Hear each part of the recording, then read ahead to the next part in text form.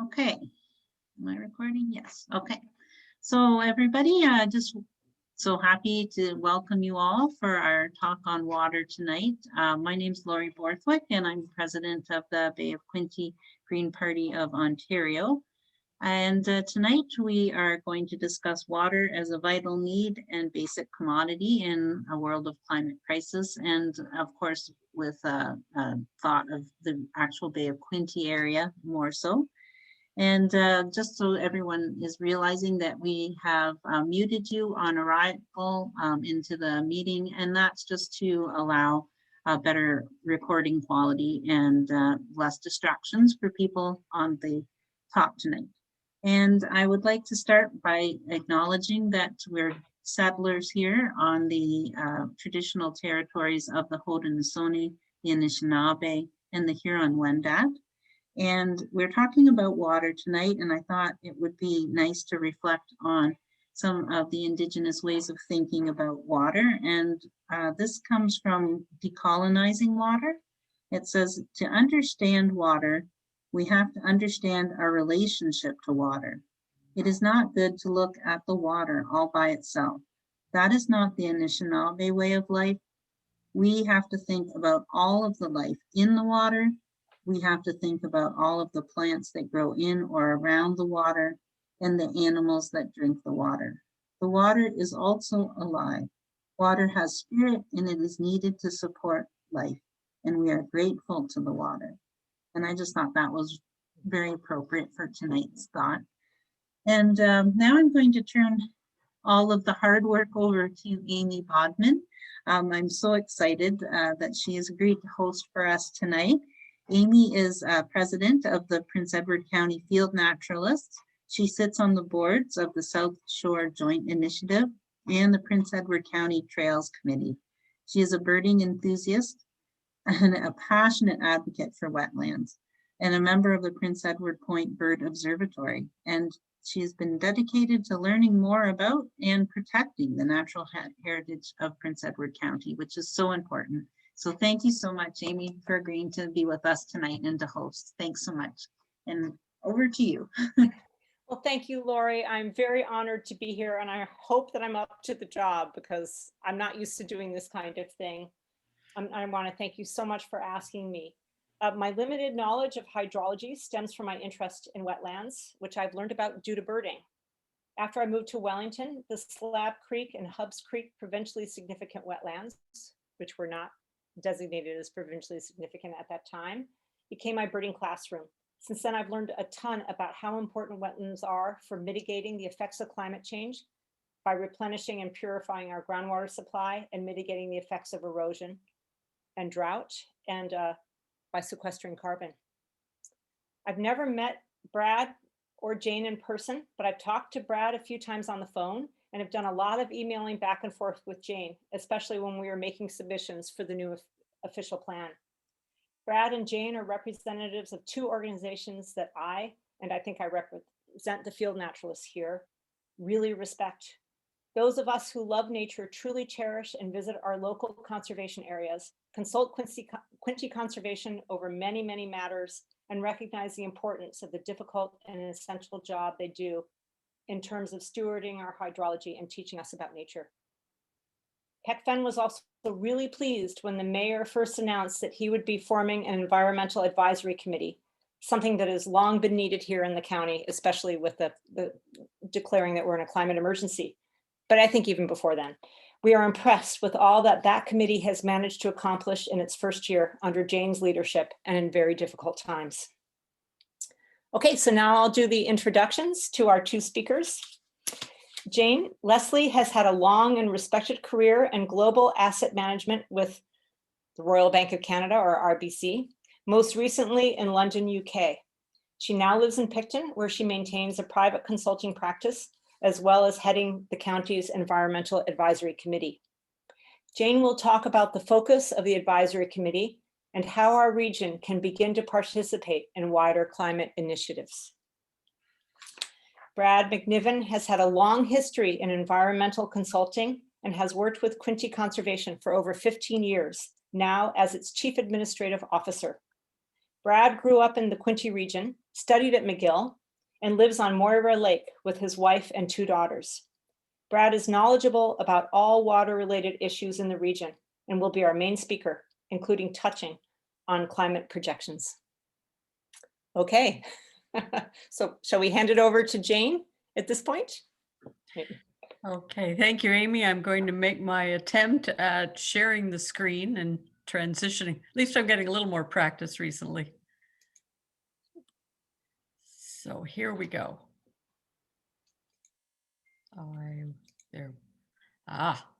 There's some hope here. So let me not distract you. Perfect. Okay. So it's still a bit like patting my head and rubbing my stomach. So first of all, I want to thank Don and Amy for reaching out and inviting me here this evening. I'm going to do my best to give you a very quick tour of what the Environmental Advisory Committee is about and what it's been doing. And what we've seen happening in other communities, some near and some far, which actually has given me, as I've looked into this, quite a bit of encouragement. And I'm also really delighted to be here with Brad.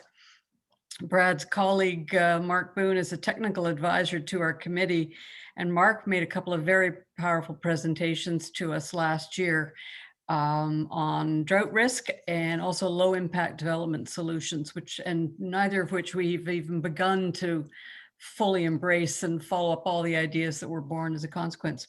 So a couple of charts that Mark had really had an impact on me. So I'm going to be touching on those in a moment. So just to the next, I don't want to spend too much time on the committee's mandate from council.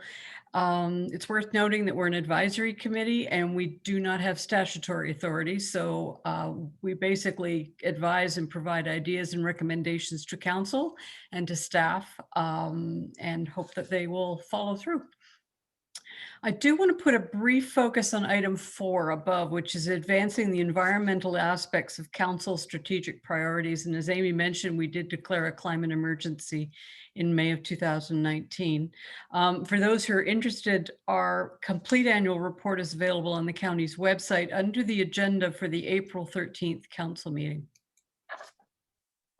So the priorities we were given were to mitigate the effects of climate change, encourage water and energy conservation measures, foster the 3 R's of waste, i.e. reuse, reduce, reuse, and recycle, encourage conservation, restoration of natural habitats, and features which support the community's unique ecology, nature, and our environmental assets, and identify new opportunities for business, employment, and housing that climate change mitigation efforts may offer.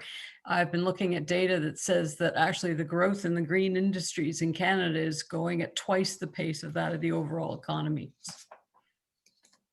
So as chair of the committee, I have to say I have been so blown away by the skills and knowledge of my fellow committee members, as well as what is available to us here in the county, and people continue to sort of reach out to me, and I'm just delighted that there's so much knowledge there to draw on. So aside from in terms of the community members, aside from Eva, whose day job is with Lower Trent Conservation, we also have Rachel Kuzmich, who's completing her doctorate in biology, and Angus Ross, who during his 30-year career was the Canadian insurance industry point person on climate change. So I love having Angus's perspective at the table. We have 2 new members, Jeff Burt from the Consicon Foundation, who's part of a newly formed provincial working group on protected areas. So I'm looking forward to hearing from Jeff. And Vanessa Lavender is our new youth member, whose plans include working for Mother Nature. That's on her list of ambitions, and they're both joining us on May 4. And I want to thank councillors for having the foresight to include our technical advisors from Quinte Conservation. Thank you, Brad, for all the time that you have allowed Mark and other of your colleagues to contribute to us. We appreciate it. Hastings Prince Edward Public Health, and more recently, we've been joined by Nicole Storms from the Mohawks of Bay of Quinte as a technical advisor there.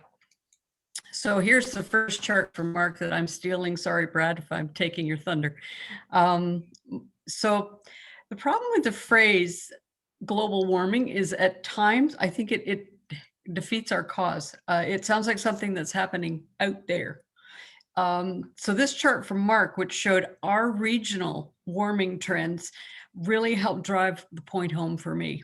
And even what is perhaps to me the most alarming thing here is even under the most optimistic warming scenario assumptions, we're heading for a 3-degree increase in temperatures if we don't take any action.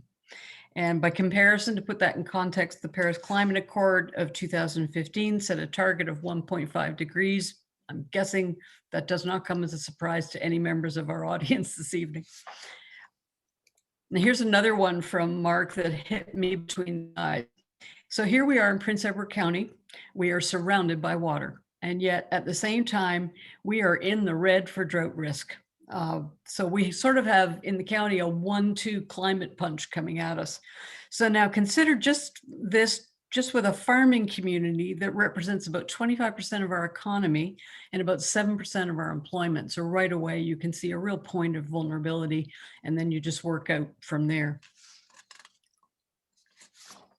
So Councillor Hirsch reminded me last week that our municipality has the longest shoreline in Canada. I tried Googling for this and got nowhere.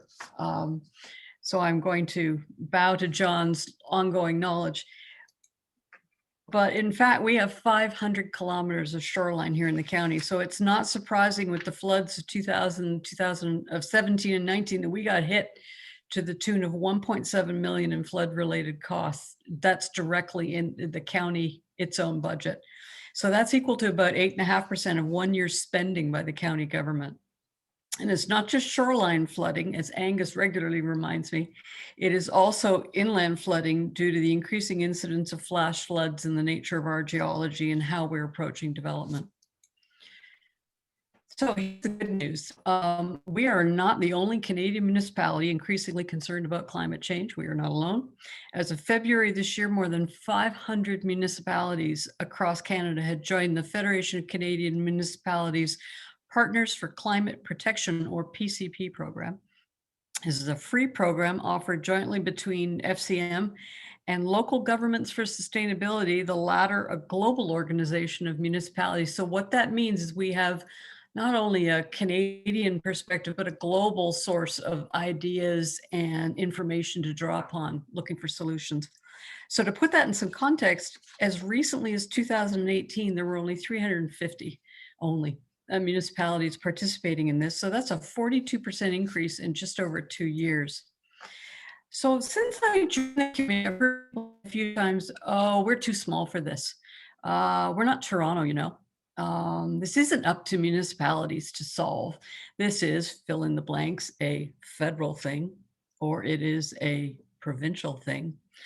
But the reality is, as you can see from the PCP's annual report, we've got 44% of greenhouse gas emissions in Canada are under the direct or indirect control of municipalities. So in fact, there is a fair amount we can do. So 136 initiatives of the more than 440 taken were in municipalities of less than 10,000 population, and we are 25,000. So small is beautiful here. And just so here is the broad brush picture of communities across Canada taking part in the PCP program. So the PCP program consists of reaching a series of 5 milestones, and each of these milestones and what these municipalities have achieved is associated with a different color, just for that context. So now let's look a little closer. Here is the Central Canada communities taking part in PCP. Does anything jump out at any of you? I know something jumped out at me the first time I saw this. It's this. If you take a closer look, we're in a dead zone. And this is actually, I was telling Don about this, and he said, he kept saying to me, please send me that chart. Please send me that map. So here's my question. If 500 other municipalities can be part of this program, why can't we? So this is just a quick snapshot of a mix of the initiatives that municipalities are pursuing. To name just just the top 3 categories. 27% are linked to transportation issues. So for example, getting EV charging stations installed. 22% are on building retrofits to make them more energy efficient, reduce their footprint. And 15% is solid waste. As I was mentioning to Amy, I'm getting a new puppy on Monday. So I found myself hunting for what could be done with puppy poo this morning. And in a word, the answer is biogas. And yes, there is a municipality that is pursuing that. So, and I think it was a municipality of about 2,000 people. There's also plenty to be learned from our nearby neighbors, Kingston and Mohawk's Bay of Quinte, just to start. For water-specific initiatives, we can look to Sackville, New Brunswick. They have a population of 5,300, which is drawn upon the Green Municipal Fund to help update its flood maps. Angus, being from the insurance industry, was told by one catastrophic risk analyst down in Waterloo that he said, quote, Canada has flood maps worthy of the third world. Now, Brad may have some thoughts on that, seemed a little strong, but certainly I'm intrigued how often when we're looking at issues that we're hearing things like, oh, we don't have maps updated. You know, the maps we have are 40 years old. The maps we have for such and such are 30 years old. So clearly there's an issue around, can we find some resources to help us get a better handle on what we're risking? So here's Campbell River, BC, with a population of 35,000. They were the winner in the climate change category under the FCM Sustainable Communities Awards last year with their Rising Seas initiative. So again, we've got plenty of peers we can reach out to. So notwithstanding the challenges of COVID in the county COVID last year, not just in the county, we did enjoy a number of environmental wins. The LED streetlight installation, the new tree policy, in great part thanks to the tenacious efforts of the members of the Ad Hoc Tree Advisory Committee led by Susan Banks, who spent 5 years hammering away at this issue. So I'm so delighted we have a policy. The new anti-idling bylaw championed by Councillor Margetson, and the desperately needed new official plan, which has been reframed with environmental sustainability in mind. And Amy, I have to hand it to you guys. I didn't think you were going to get that 50-meter setback for all wetlands and 120 for provincially significant wetlands. So you really deserve congratulations, I have to say. So thank you so much for that. I'm also particularly grateful to have Nicole Storms join us from MBQ, because she's their environmental services coordinator. The committee's been impressed with the initiatives taken by MBQ after major flooding events there in 2017 and 19. It cost us 1.7 million. They got hit for 1 million. When you start adding up all these impacts across municipalities, it's become some very serious numbers. So if I go to the next page, we have also in the pipeline our new sustainability supervisor, who I think just started last week or the week before, and a sustainability technician joining shortly. The Adopt a Tree program is coming. Operations and recreations departments are working with our natural cover group on opportunities to improve county resilience and support biodiversity. Angus Ross, again with his years of looking at insurance risk, has developed a proposed survey of residents for flood damage, which we're hoping to have introduced, knowing the magnitude of, so what we've gotten, that 1.7 million is just directly what the county paid for. We have no idea what happened across the county. So the reason we want to gather that information is so that we can be having a larger picture and a larger number to bring to the table when we're making the case to the province or to the federal government for assistance. And the Natural Cover Group has just received a report from a professor at Fleming College whose students conducted an analysis of our urban tree cover. So I'm hopeful that with the need for municipalities to provide overviews of all of their infrastructure, including their green infrastructure, by July 1st of 2023, that trees will lose their Rodney Dangerfield status and finally get some respect. So these are excerpts from an independent report produced in 2019 on behalf of the Ministry of Natural Resources and Forests. I think the issue, what struck me about these excerpts was the issue is not just about steadily rising temperatures, but the swings and extremes that will come with it. So there's one thing I know for sure. we cannot bury our heads in the sand and ignore this. So thank you for the opportunity to provide this overview, and I look forward to hearing some more from Brad. So thank you. That was terrific, Jane. Thank you so much. So I will stop sharing so that Okay. Brad can join the group. I hope that worked. That was terrific. Yeah, good. And very impressive what the Environmental Advisory Committee has done. And nice to hear that we've got partners, that we've got other examples to work with, which is just terrific.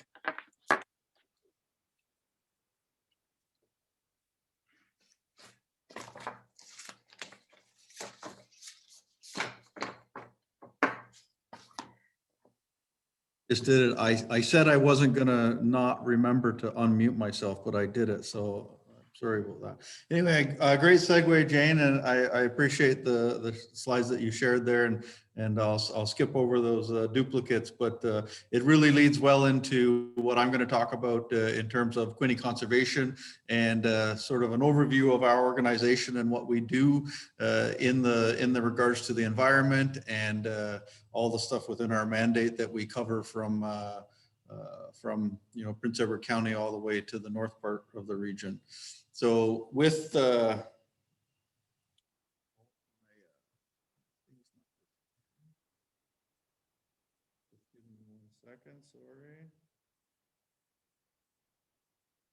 Okay, I'll have to do it old-fashioned way.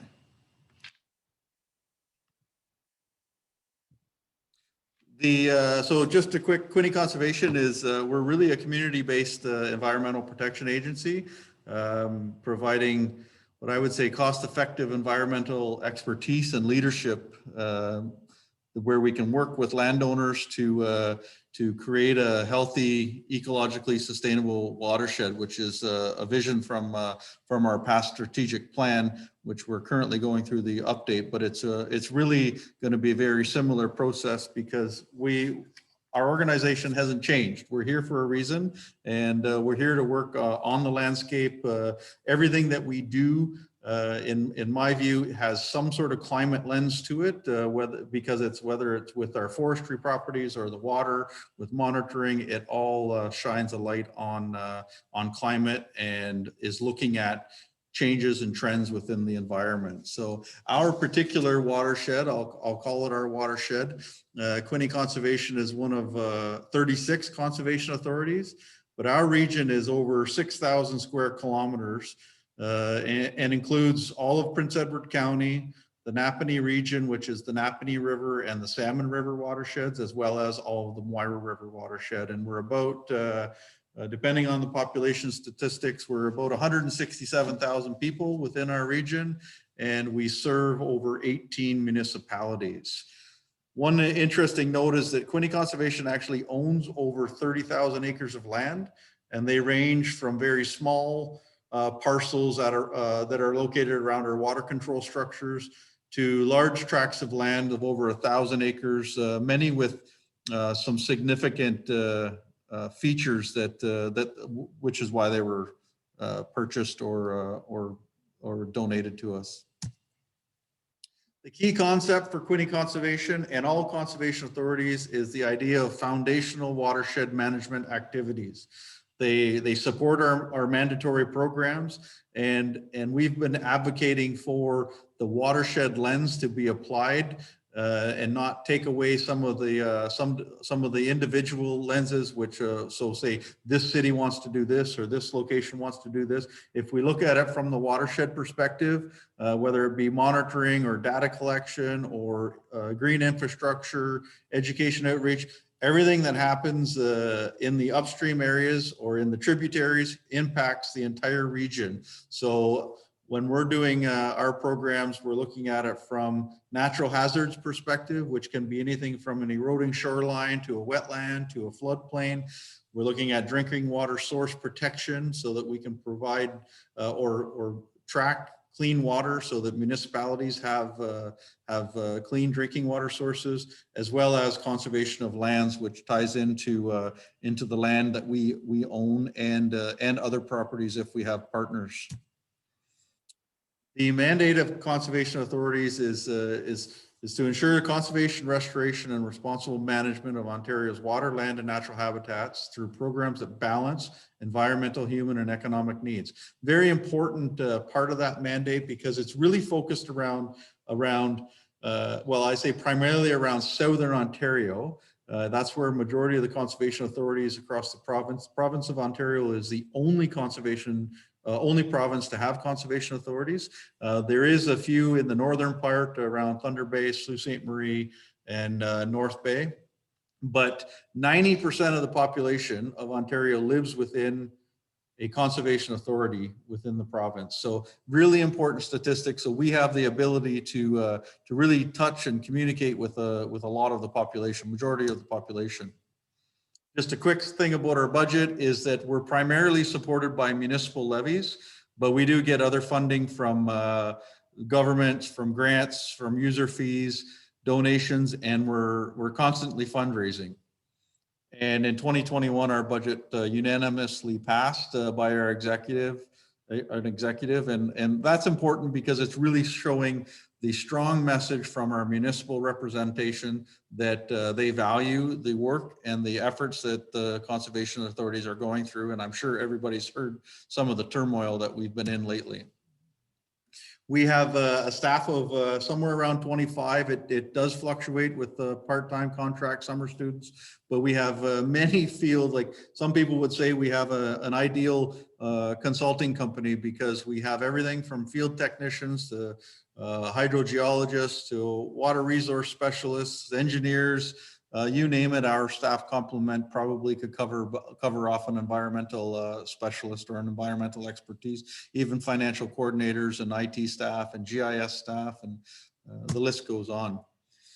The important thing about conservation authorities is that we value our partners, and all the programs and services that we deliver, many of them have some sort of partnership with some group that has a conservation lens or wants to make a difference on the landscape. And that's everything from a local municipality to the government, to community groups, trail associations. I joke, I'll say we will partner with anybody, provided that it gives a really good benefit to the community or to the environment. We'll partner with you to deliver a good product. Our programs and services, we have lots of programs and services, all within our core mandate, all within what we're put here to do. One of our primary programs is our flood protection, so a lot about water. Quinte Conservation is not the group that's going to come in and prevent flooding, but we do have a role, and that is to reduce the threat of loss of life and property damage. And we do that through flood warnings, flood forecasting, and then we have the operation and maintenance of flood control structures that we do on a regular basis, but we have limited capacity in our flood control structures to prevent flooding. It can help out a little bit with proper management, but it can't sort of solve the flooding problem within our region. Contrary to flooding, or the opposite of flooding, we also coordinate the low water response team that provides information, leadership, and preparedness in the event of a drought. And I have a little bit of stuff about droughts coming up. One of the important pieces of all this puzzle is water quality monitoring. So we sample in rivers, streams, small water courses, and that's really to help understand what the water quality is, because that really gives an indication of what watershed health is. We do that through the Provincial Water Quality Monitoring Network, where we're out at specific locations throughout the watershed, taking water samples, sending them into labs to get analysis done. And then we also, starting next week, we'll have a team of summer students running around collecting Ontario benthos, which are aquatic bugs, and aquatic insects, not bugs, aquatic insects is the real term. And they are really good indicators of aquatic health. So we can use that information to track changes in time, year after year or season after season, to determine whether or not, if there's impacts to to upstream areas, we'll see that in that bug community and that insect community that we're looking at. And then we also have 31 water quality monitoring groundwater wells where they're located scattered throughout the region and through the provincial groundwater monitoring network. We sample those wells on a yearly basis to do the chemistry of the well, but we also have many of them hooked up to automatic gauges where we can see fluctuations in time. So when we're looking at, for instance, a drought scenario, we can see when groundwater starts to drop, and that's all indicated through our wells. So we know we're coming into a potential drought situation. We work with developers and municipalities for stormwater protection. Stormwater is, well, like we experienced today, those flash rainfalls, they flood the streets and flood the ditches, and all that water goes somewhere. So we'll work with developers or municipalities to do retrofits on their stormwater, or put in advancements in their stormwater system to help treat that water or help clean up that water before it gets to the natural environment, because we know every single stormwater pond eventually ends up in the Bay of Quinte or in a river. So we try to provide guidance and advice ahead of time to get the best treatment for that water before it gets to the natural system. As mentioned, drinking water source protection. We are under the Clean Water Act with the Ministry of the Environment funding. Conservation authorities are facilitators in the development of source water protection plans. Quinte Conservation is one of the regions that we're responsible for, I believe, 9 municipal wells, and developing a plan to protect those sources of municipal drinking water. But there is some interest to expand that program out to vulnerable communities or clusters of wells. So some of those small hamlets or schools or community centers or say old nursing homes or places like that where the drinking water could be suspect because they're on a well. So expanding some of those policies and programs into those other areas is currently being discussed, but there hasn't really been any formal uptake as to where that's going to go. Like I mentioned, we do dam operations. We own 39 water control structures spread throughout the region. 14 of them are for flood control. And then the other ones are for seasonal recreation, low flow augmentation, and some for local water supply. So whether to supply water for downstream or in the head pond of the dam. We're proud to have a green energy project. In 2007 and 8, the McLeod Dam in Belleville was modified to generate electricity. So it was an existing dam that was built for ice control, but it was modified to install 2 generators that have enough generation to power about 400 homes and reduce about 5,000 tons of carbon dioxide each year. And that's a renewable resource because, the water is constantly coming down, or well, not in a drought, but regularly coming down the Moira River to keep those turbines flowing. And then our regulations and planning staff, they're out working with landowners, working with developers, because we know that floodplains and wetlands are not good places to build.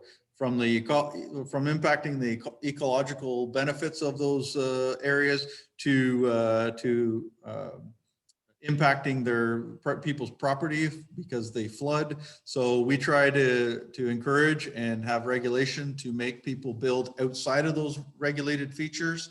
And we're working with municipalities, landowners, lawyers, and developers in terms of reviewing those applications and policies to make sure that we keep people outside of those hazards.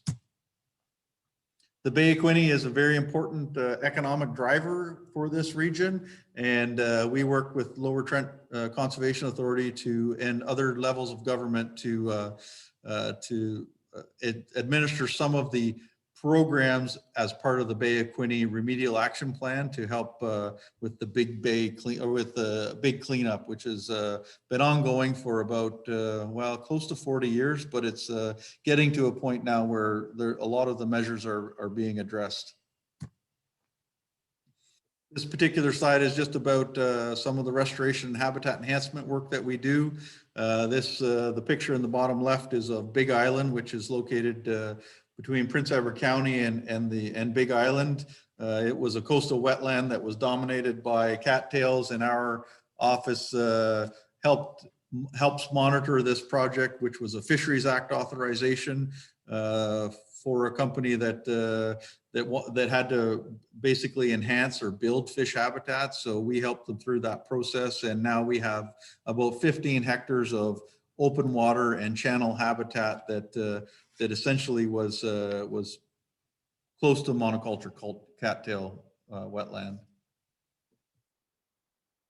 Lots of education and stewardship activities where we work with local groups to do outreach and work with lake associations to improve shorelines and talk with the public about ways that they can plant their riparian zones and what plants to do and plant our public parks. We'll work with municipalities in terms of an outreach and really try to make a difference through the education lens, because we know that it has to start with the young kids, teaching them the importance of nature, and then they grow up with that appreciation.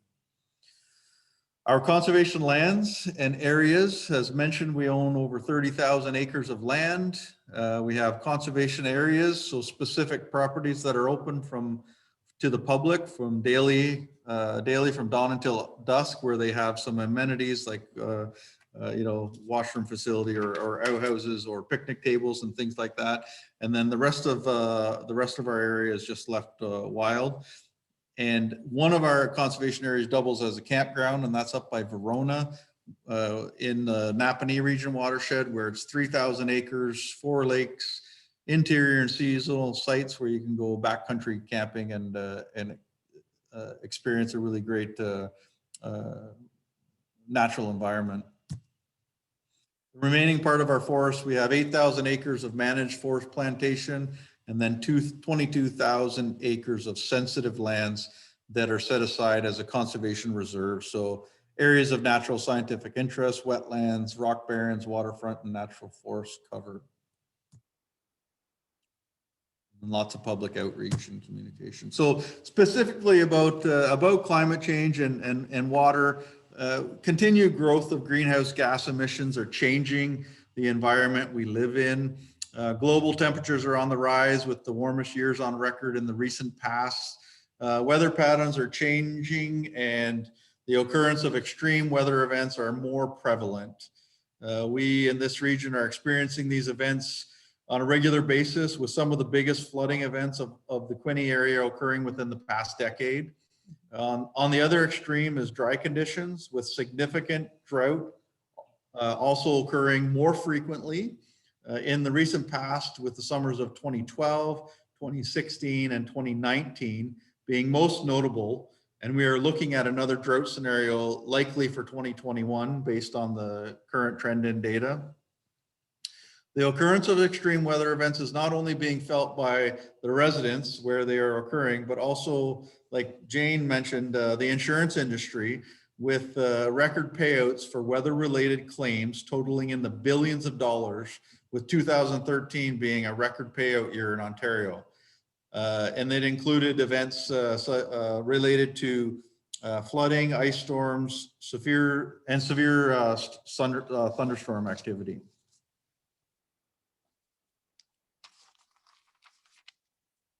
A changing climate affects everything and everybody.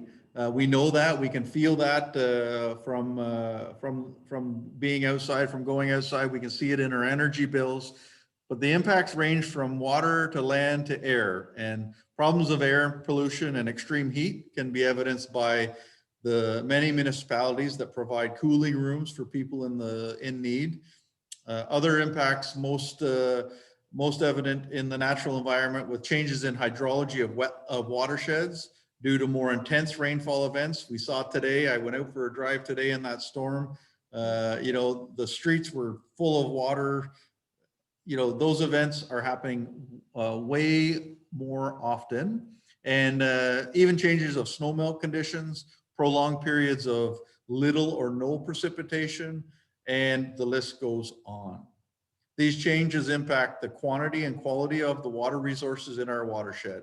These climate-related impacts have triggering effects on other factors related to availability of safe drinking water supplies, impacts on agricultural crops, health of forests, and changes in the habitat and geographical ranges of terrestrial and marine species that live in our natural environment.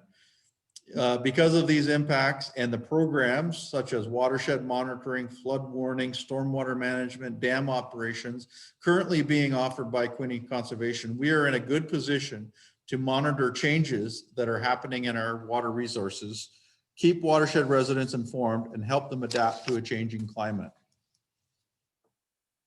This is a little bit different than one of the slides that Jane was showing, but it essentially a review was completed by provincial agencies in partnership with conservation authorities to assess the sensitivity of watersheds in Southern Ontario to climate. The main intent was to identify sensitive areas for determining the adequacy of the ground and surface water monitoring network in Southern Ontario. From this review, areas of Eastern Ontario were identified as sensitive to climate change, largely due to the potential for low water conditions to occur and historic low water declarations that have occurred throughout the region. And this is largely related to the geology of our region. We have very shallow soil over fractured rock, which does not store a lot of water for replenishing wells and recharging our streams and wetlands. So in the north, I'm not sure if people have driven up north of Belleville, but you know, there's lots of wetlands and water courses and lakes in the north part of the region. But as we get down into the south part, you can see where some of that sensitivity increases, and it has a lot to do with that geology and not having the ability for storage of water. And based on that sort of that sensitivity review, there was establishment of new monitoring stations throughout the province. We're lucky to have one of those climate change stations right here in Quinte Conservation's watershed, and it can be seen in the picture in the map on the left as the big star. So that's called the Scutamata Climate Change Station. And it's equipped with lots of monitoring equipment to look at. It has a monitoring well. It has a soil moisture probe under the ground. It has a snow depth sensor, air temperature, rain gauge, and it's collecting all of this data in real time so that we can track these changes and trends through time. What are we going to do about climate and our climate change monitoring strategy? We established a policy about a decade ago, but it really is around learning about what the needs are for climate change, sharing the information, learning about what climate change is doing to our region through our monitoring network, and then being able to share that information and help people and our residents adapt and mitigate some of those impacts. And then we want to obviously lead by example so that others can look up to us in that regard. Just a little bit about understanding the impacts of climate change. I'm not going to explain the water cycle, but one of the important pieces to this is that majority of our water, so the surface water that we have, evaporation is over a half of what happens in our water cycle. The rest is infiltrating down into the groundwater or runs off in the surface water. But we lose a lot of water in this region just purely by evapotranspiration, which is the water going up into the sky off of our surface water. So is our climate changing? Jane beat me to the punch on this one. We know it's changing, temperatures are increasing, but we can certainly make some choices. by making some changes now to sort of prevent that 11 degrees being our new normal average, or worst case 14 being our new normal average. And an interesting piece is that the global population, the average temperature in the region is really closely related to the population growth in the global population. So we saw from the 1920s a steady increase in population, and that is certainly driving the increase in temperature. So we can relate that back to humans are the problem with climate change, and it's not some mystery out there that it's something else. We'll talk about precipitation. Cold winter days. Some people might actually enjoy this slide. For the past little while, we've had on average about 25 days of below -15 temperatures. But as we move into the future, those cold winter days are going to decrease. So that may be a benefit to some. But I like my winter activities and my winter snow. So and you know, the cold temperatures certainly have a strong impact and a strong need within our region for snow melt and water replenishment. What's the future climate look like? Warm temperatures, arid, dry areas, and then possibly some sun tanning in the snow. With our water, again, increased temperatures are going to decrease the amount of snowpack that we have, and that greatly impacts our drinking water by reducing the amount that's available for recharge. Our low water program, we have 3 stages. Our big promotion on this is conserve and reduce water use. That's how we can help with that cycle, but it has 3 stages, and in the last well, as you can see from that 2016, we had a level 3, which was the worst, less than 40% of normal. But there's a lot of yellow on that graph, which is again, there's more years that we're declaring some sort of low water declaration than there are that we're not. So we see a trend where we continue to go down the path of having water related issues in this region. And we can see the impacts from drought through impacts to agriculture, increased fires, changes in fish and wildlife habitat, and then obviously drought, and we need water to survive for drinking, so that's a problem. But the good news is that humans are adaptable.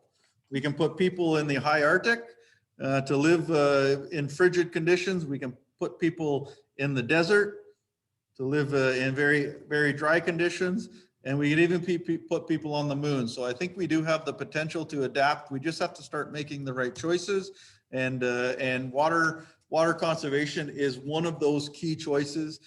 This example of the Toronto Healthy House is just an example of a perfect house with ideal water conservation. There's very little water waste with this structure. It's heating and air conditioning is economical, and the water cycle that it uses basically uses every drop of water possible, with the exception of some. We're obviously gray water. We're not going to encourage people to bathe with their toilet water, but what if we can use their use the bath water to flush our toilets? So making small changes, using our instead of our clean drinking water being used to do toilet flushing. Let's be creative. Let's adapt our homes so that we can really shrink that gray water use and use clean water for what it's meant to be, and that's drinking. Part of this is finding alternate water sources. This is an example of recharging a cistern with rainwater, so that our household use can still be maintained in these changing conditions. Trickle system is a very similar thing, but using rainwater to get into your house and into a pressurized system so that it can replenish your well. We all know the benefits of tree planting. It's important it has many different aspects, from cooling your house in the summer, wind block in the winter. The whole water cycle helps water get absorbed down into the soil through the root system. So there's lots of benefits. So we're always an advocate for tree planting. And then again, smart growth cities.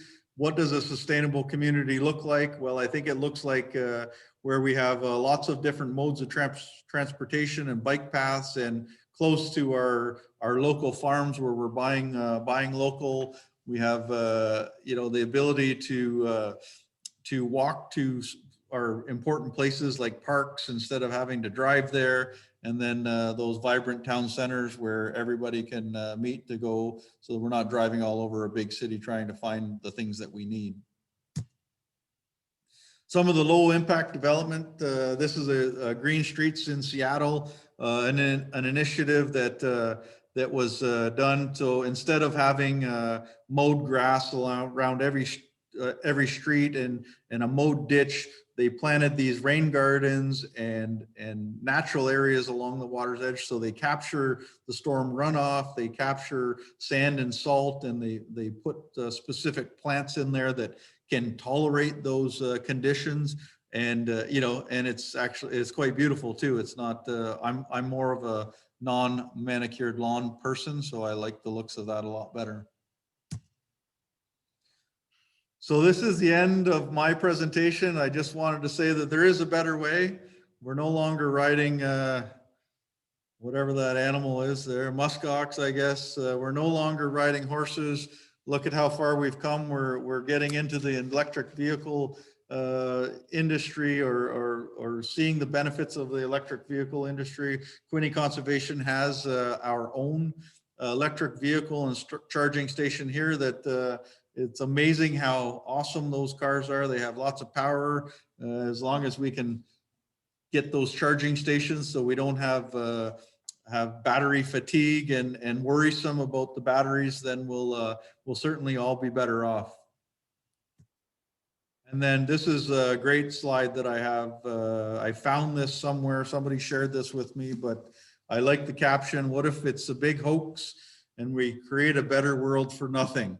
You know, I look at the legacy that I want to leave behind with my kids, and I want it to be a little bit better than I have it, and creating a green economy, or a ability for them to have clean air and clean water is an important mission of mine anyway. And just that's kind of some of the references of where I got my information from. And that's all I have for you. Well, thank you. Thank you very much. That was a terrific talk. Lots of information there. So I guess I'll go in. I think there are lots and lots of questions. Now I have to figure out how to scroll through them. Brad, do you want to, are you still sharing screen, or let me just see. I don't think so. We're good. I did just take my screen share off, so. Okay, great. Thank you very much. I think selfishly, I'd like to start with a question of my own, and then I'll slowly scroll through these things and try to manage that. And that's that a lot of field naturalists, we've been out birding, trying to do frog surveys and a bunch of different things. Would you say that we're kind of in drought conditions right now, even though we had this heavy rain today?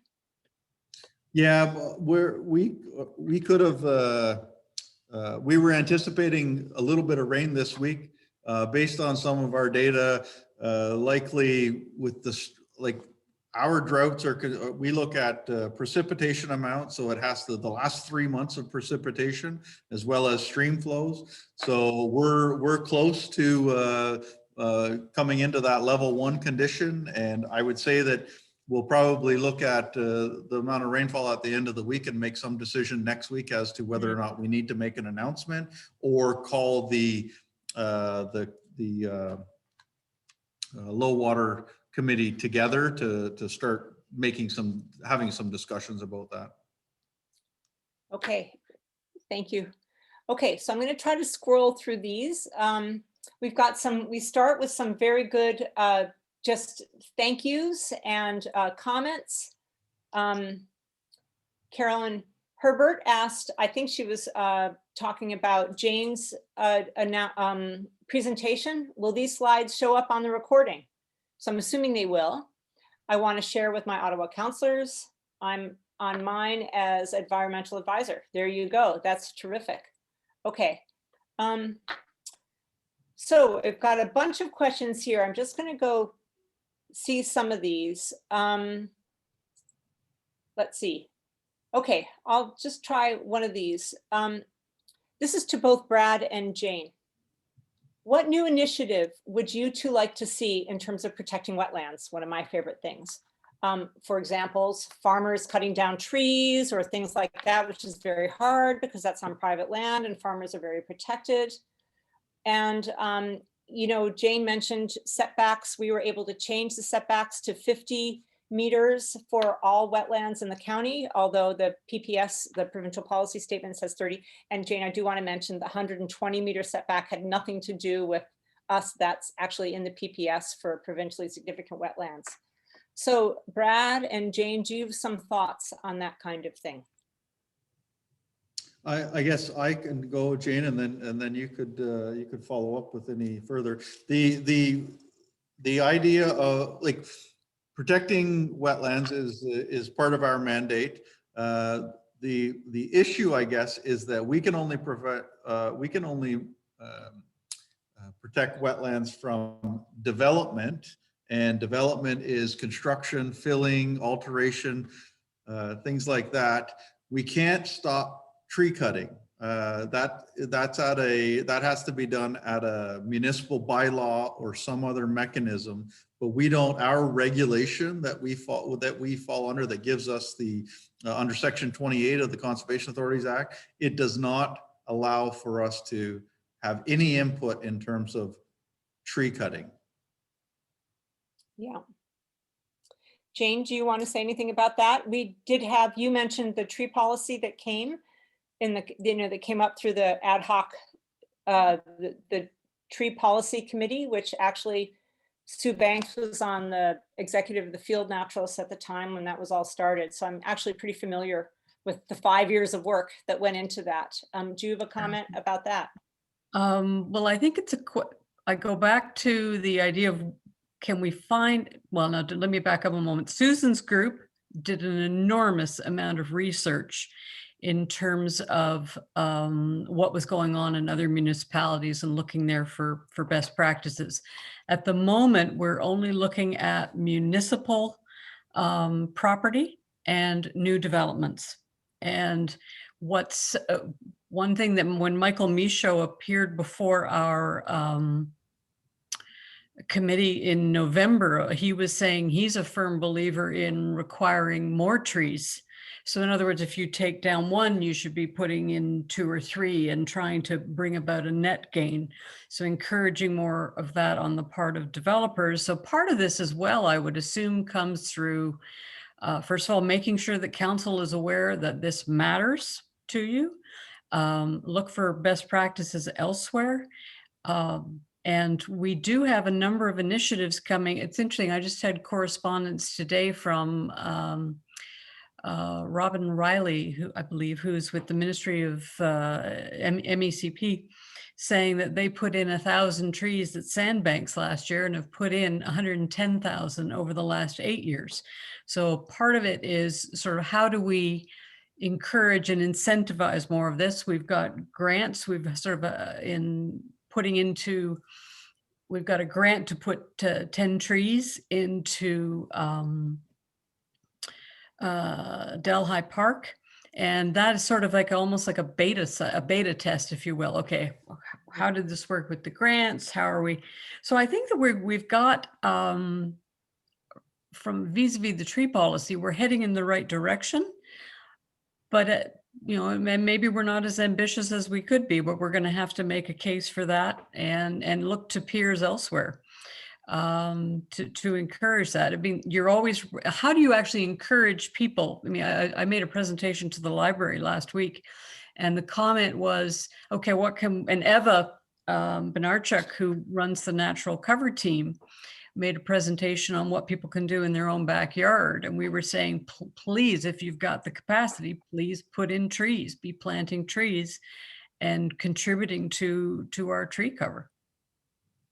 And Great. just on that note, it really, as long as they're native trees, like native Thank to you, our Brad. region, it doesn't matter what tree you plant. You could plant anything from a red cedar, white cedar, like any tree will benefit. So you don't have to be, I guess you'd have to make sure that it doesn't impact your house and things like that in your gardens. But in terms of out in the open, any tree is of benefit to plant. Provided that Thank you, it's- Brad. That's a very good point, that we should be aiming for the natural, the ones that are natural to our area. And Eva has really been pounding home the importance of the risk of planting only one or two kinds of trees. She said you need as much diversity among what you plant as possible to get the most benefit. The other interesting point she made was, if you're looking at sort of the best bang for your buck, you don't have to go for the largest tree. That in fact you have a better survivability success with smaller areas, smaller trees. She's also been advocating the Minnewaukee, hope I've got that, I'm pronouncing that correctly, forest concept, which is small areas of very, very densely packed trees. And again, because of the contribution, this also better survivability, which I found interesting. I thought trees needed some room around one another, but better survivability. And she was pointing out that it's more conducive to encouraging you've got encouraging your bird population, also making use of not just trees, but including the native plants as well. It's so much of a large ecosystem. But you don't have to go the biggest, and go for variety are the core lessons I learned from Eva. That's great, Jane. Thank you. And it kind of reminds me of Brad's slide from, I think you said it was out west somewhere, maybe Seattle, with different kinds of plantings. So he didn't show a slide of a mini forest, but of different things as opposed to lawns and stuff like that. That's really great. Actually, Amy, I should note that Eva had done a presentation for the library looking at what you can do. So if you go to the library's YouTube, or if you look at the library's online presence, her presentation should be there, and it gives you a lot more detail and ideas around what you can do. So I'd like to throw in my own. I know I'm being really bad because I should be reading everybody else's questions, but I have a question for Brad. Do you all also deal with invasive species, Brad, in dealing with watersheds? We don't have well, we are dealing a little bit with Phragmites and buckthorn in our properties, but mostly specific to our own conservation area owned lands. There is going to be some outreach regarding Phragmites project, because it's an invasive plant species that is getting a lot of interest right now, and has been over the last little while because of the impacts it has. So we're starting to get the word out about it, and trying to develop some strategies and ways to mitigate Phragmites.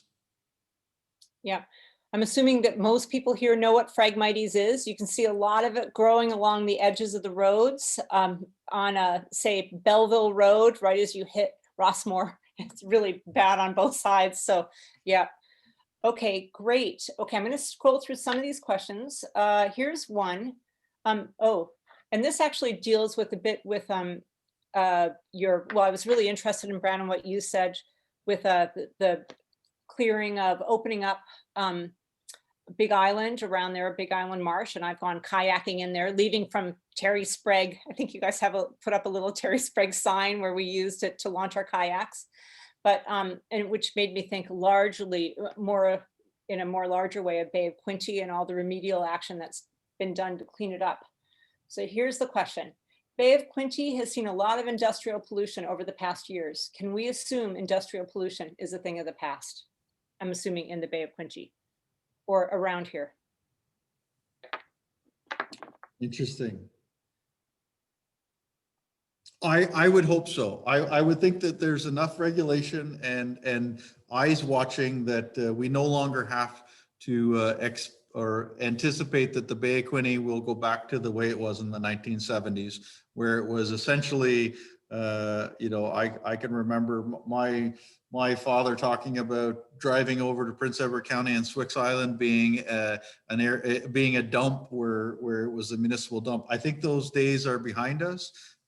Because we know that we're smarter now, I think. So I would hope that we're beyond that, but I truly do think that.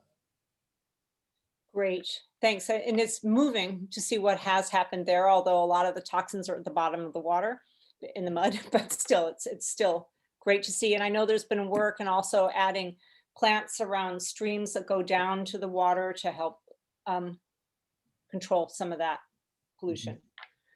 Here's another question. The provincial policy statement states that the long-term ecological function be protected.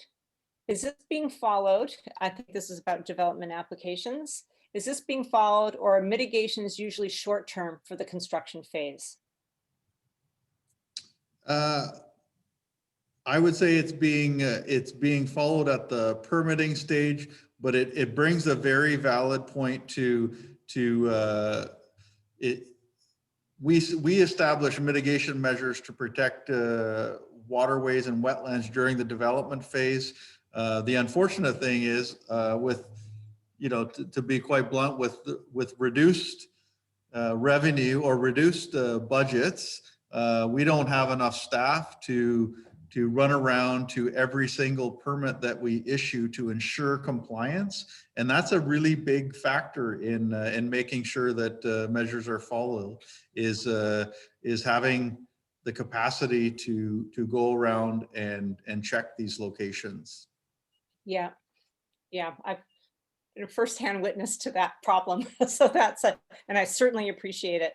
And I have to say, on the Field Naturalist things, we've signed many petitions to try to increase funding for conservation authorities and all of that. So we really appreciate what you have to do and what you're supposed to be able to manage and follow. Okay, here I've got some more. Trying to go through them. John Hirsch did this before me, and he goes, Amy, just go through everything and try to find if their questions are similar and try to put them together. So I'm not very good at that, but I'm going to see. Okay, so here's a question. I'll give you a couple. What crops should farmers switch to if conditions are going to be drier? Sorry, that broke up for me. Oh, okay. What crops should farmers switch to if conditions are going to be drier? Do you have an opinion on that one? It's a hard one. I'm sorry, I don't have an answer for that. I don't know a whole lot about that agricultural crops. Okay, so I'll move to this one. In regards to pollutants like salt from road and sidewalk de-icing, do you monitor that at all? Do municipalities need to report their usage of chemicals and salt?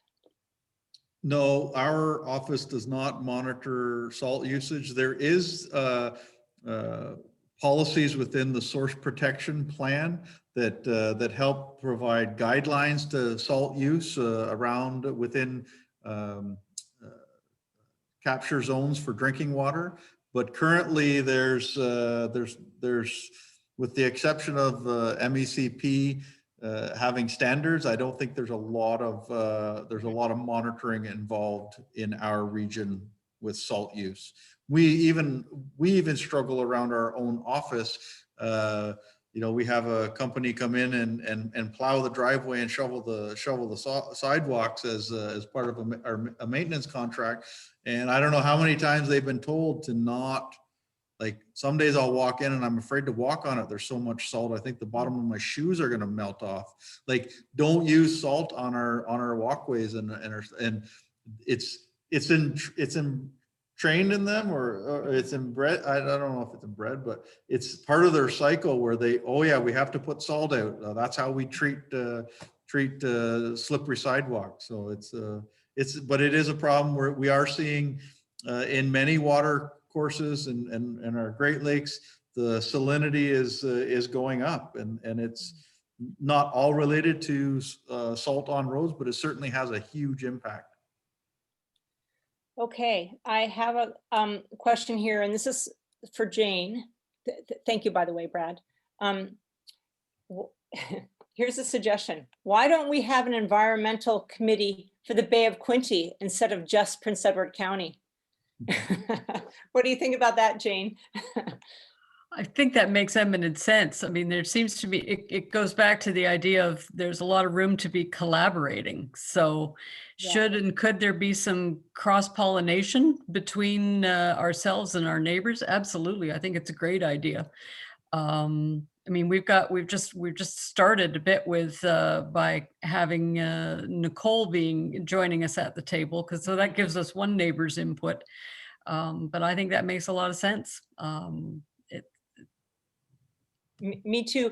Even Yeah. even from me as a field naturalist, you know, we're involved with Ontario Nature that have kind of regional meetings, but the regional meetings were in the Eastern regional meeting. But in fact, we have a lot more in common with, say, Brighton and things like that. So we've been trying to really to forge these relationships with some of the field naturalist groups west of us instead of just east of us. So, and it's because we do share the same concerns, the same shoreline, a lot of so that's an interesting thing.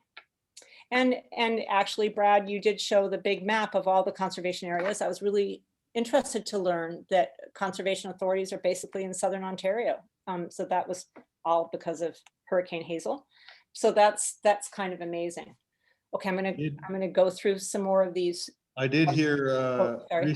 I did hear recently that there is talk of a new conservation being formed up in the I'll call it the Muskoka region. They received $1 million or more to establish a conservation authority up in the Muskoka region recently. So there'll be one added to a little bit further north, I guess, than the map shows. But Oh, great, good. Okay, I have a comment here. Doing a tree inventory of trees with larger diameter trunks by having citizens to photograph and identify locations of trees will enable staff of communities to protect existing trees. Now, I have to admit that I've been involved with the help of one of the people here, Jerry, in doing a whole tree inventory. I was only involved in the early parts of it, of Bloomfield. We're trying to look at the trees and what they do and measure them. So this person says, planting saplings will never replace the older trees. I think this is in response to your comment, Jane, from Mike Michaud, saying that we can still plant younger trees. We should be putting in 3 for every one that gets taken down. But I have also heard that younger trees tend to sequester more carbon. But of course, the larger trees hold more carbon. So you cut them down, you get a lot more carbon released. So I don't know if either of you want to comment on that at all. I think it just tells us that our tree policy is a work in progress. I'm just glad that we're no longer looking at, you know, you take a tree down. And I mean, when I moved here in 2018 and I phoned someone in the planning department about trees, I was told at the time that, well, we don't have a tree policy. Because I'm inquiring about a developer taking trees down. So, you know, we're a step forward. So, and we've got some, and I think Michael at least is on the right path in terms of the ratios. I love the idea, by the way, one of the conundrums that I had pointed out in the presentation, the annual report I made on the 13th, was that one of the issues we really face is lack of data. And if you want to get people's attention, give them numbers, because then they have something to hang their hat on. So I like this idea of the tree inventory, and I think that easily could go to Eva, who runs the natural cover group, to look at that very issue. I think it's a great idea. Sorry, phone is, sorry about that. Okay, excuse me about that. Here I am, not very good with this whole technology. Great. Well, that's great. This next question then is kind of related to that. And it's, do hedgerows help the watershed? And should we have policies about protecting them? So I'll put that to both of you. Do you want to start, Jane? Oh, I was going to, like, well, it was asked about the role of speaking on the water side, so I thought I'd leave that to Brad for a second. Okay, well, I think hedgerows certainly have a benefit. Again, that's it's important habitat to have hedgerows for wildlife. It protects soil health in terms of wind damage, and you know, it has benefits to houses and community that they're around. So I think hedgerows are an important piece of the landscape, and you know, again, I go back to saying any tree cover is better in my view than not having tree cover, especially even if it's a strip along a road or a strip along in between two fields. I think they serve a valuable purpose. I mean, the irony of that, Brad, is that, I mean, those are locations for pollinators. And if ever there was a group that you would assume is reliant on pollinators, it'd be our farming community. So some of this might be Rachel Kuzmich is working on our committee with looking at sort of what can be done for farming sustainability and security. And she has a number of local farmers that she's sort of in contact with and coming up with ideas. So I think it's a question of highlighting how to get around some of these issues for the farmers and what can be done, and giving some recognition to the ones who are taking care of this. And we've got to get away. I think this is happening with Adam Goheen's help, who's our new director of operations, which is get away from the idea that you just mow everything in sight and mow it down. Adam is much more interested and sympathetic to what we're trying to achieve in terms of, you know, creating some environmental security. And one of them is perhaps changing the way operations has done some things in the past. That falls right in line with some of the stuff that we're doing, Jane. And a couple of years ago, we decided with the approval through our board to reduce the amount of grass that we cut at our conservation areas, and reduce it to pathways to get to important features, instead of having a manicured lawn like a municipal park. And to be quite honest, we received a lot of backlash, and there was a lot of unhappy people calling our office and saying, "Oh, you don't maintain your property." Well, no, we're planting that. We're maintaining it for wildlife. We're maintaining it for birds. We're maintaining it for pollinators. And now, a few years in, you can see the benefits. You know, even just across the road at our Potter Creek property, there's lots of pollinators in there, and at some of our other locations. But wow, it was amazing how upset people were that we weren't maintaining it to a manicured lawn. Mm-hmm. Wow. Yeah. I think that's partly, and that's an education process as well. We've talked about, you know, we need to put up more signage explaining, you know, when you're doing these. I think there's a group over in Hillier that's just about to wild out a small area, as they call it. So it's a question of putting up signs and explaining it to people, and what, you know, what's the rationale behind this. And, you know, just because it's wild doesn't mean it can't be attractive. I'm relying on Eva for advice at the moment to turn part of my yard into meadow. So I'm constantly harassing her for ideas and information. So that's her third job, is Lower Trent, EAC, and then helping me with all my questions, you know, so. We also have a similar role in our office through Maya Navrat. She's our stewardship outreach person. So if you ever need advice on that topic, Maya is a wealth of knowledge. Well, actually, I know that Maya's really been helping out the Natural Cover Group as we look at these possible, because they've been doing work with the operations side to look at, and the parks group to look at possible places for planting trees in the county. And Maya, I know, has been very much part of that discussion and giving us ideas. So that's been terrific.